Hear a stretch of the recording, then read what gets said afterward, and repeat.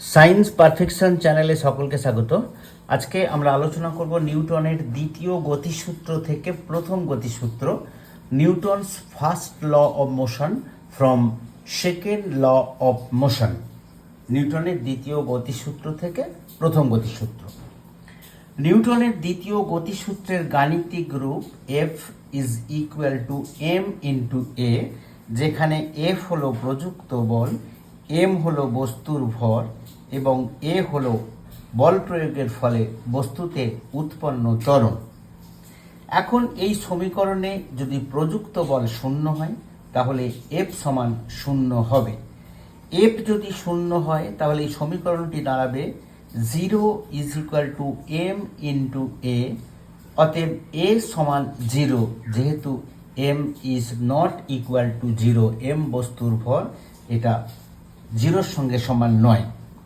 আমরা জানি v is equal to u plus at, এটি একটি গতির সমীকরণ, যেখানে ভি অন্তিম গতিবেগ, ইউ প্রাথমিক গতিবেগ, এ ত্বরণ, টি সময়। এই সমীকরণ থেকে আমরা ত্বরণ পেলাম a is equal to v minus u by t. তাহলে এক্ষেত্রে যদি বল প্রয়োগ না করি তাহলে ত্বরণ হচ্ছিল শূন্য, তাহলে এটা হচ্ছে ত্বরণ v minus u by t, এটাকে আমরা শূন্য বলবো। V minus u by t is equal to 0, বা v minus u is equal to 0, বা ভি সমান ইউ।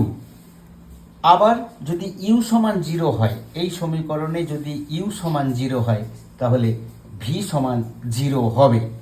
তাহলে এই সমীকরণ থেকে পেলাম গতিশীল বস্তুর বেগের কোনো পরিবর্তন হবে না, অর্থাৎ এফ যদি শূন্য হয়, বস্তুটি যদি গতিশীল অবস্থায় থাকে, তার ত্বরণের পরিমাণ শূন্য হচ্ছে, অর্থাৎ গতিশীল বস্তুর বেগের কোনো পরিবর্তন হবে না, অর্থাৎ সমবেগে বস্তুটি চলতে থাকবে।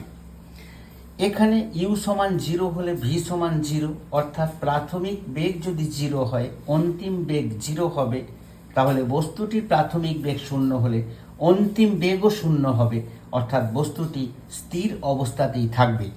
এটি নিউটনের প্রথম গতিসূত্র, অর্থাৎ বাইরে থেকে বল প্রযুক্ত না হলে স্থির বস্তুটি চিরকাল স্থির অবস্থাতেই থাকবে এবং গতিশীল বস্তুটি চিরকাল সরল রেখায় সমবেগে চলতে থাকবে। এটি নিউটনের প্রথম গতিসূত্র। তাহলে আমরা নিউটনের দ্বিতীয় গতিসূত্র থেকে প্রথম গতিসূত্র পেলাম।